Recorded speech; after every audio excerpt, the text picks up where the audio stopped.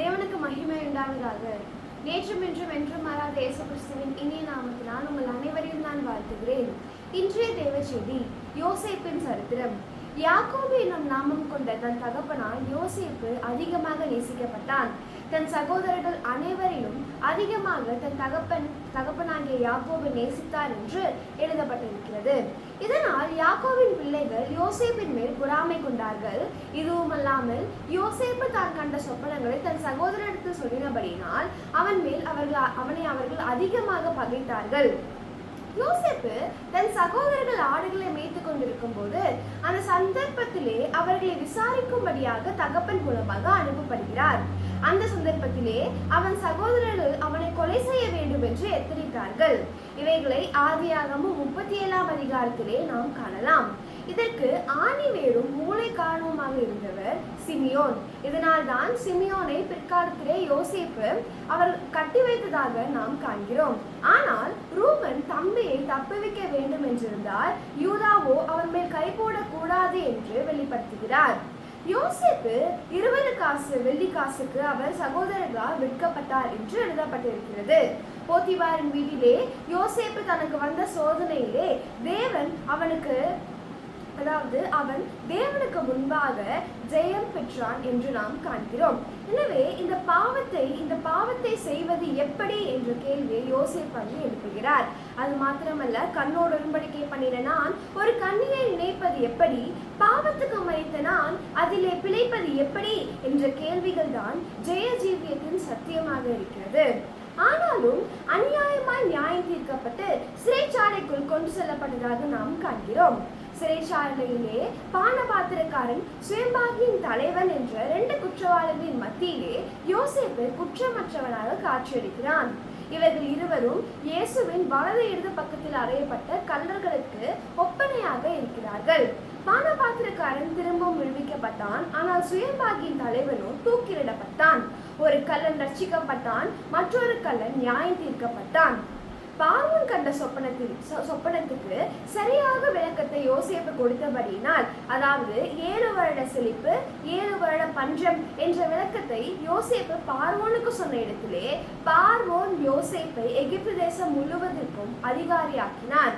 இது யோசேப்பு குழியில் போட்டு கொன்று போட வேண்டும் என்ற திட்டம் இங்கு தவிர்க்கப்பட்டதாகவும் யோசேப்பு அந்த ஆபத்தில் தப்பித்துக் கொண்டதாகவும் நாம் காண்கிறோம்.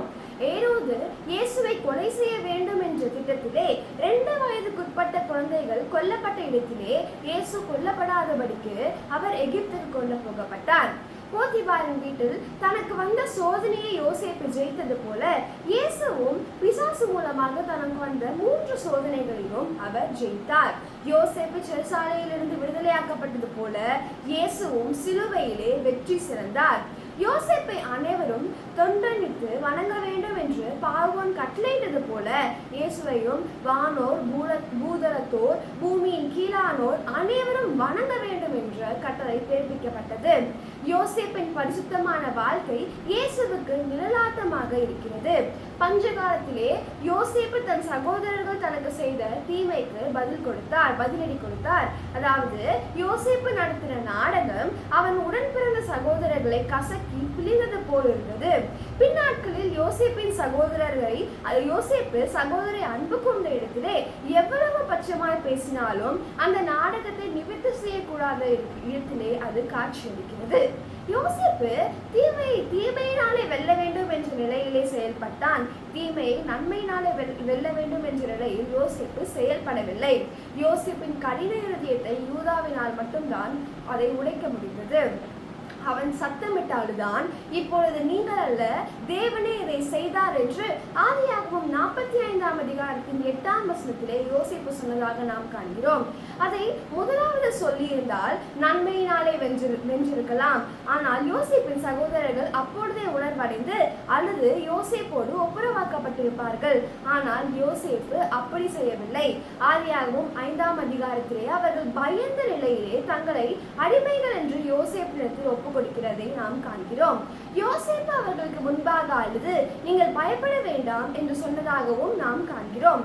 தான் கண்ட சொப்பனத்தை யோசேப்பு தன் நாடகத்திலே வெளிப்படுத்தின இடத்தையும் நாம் காண்கிறோம். தனக்கு தீமை செய்த சகோதரர்களை யோசேப்பு தன் அதிகாரத்தினாலே மேற்கொள்கிறார்.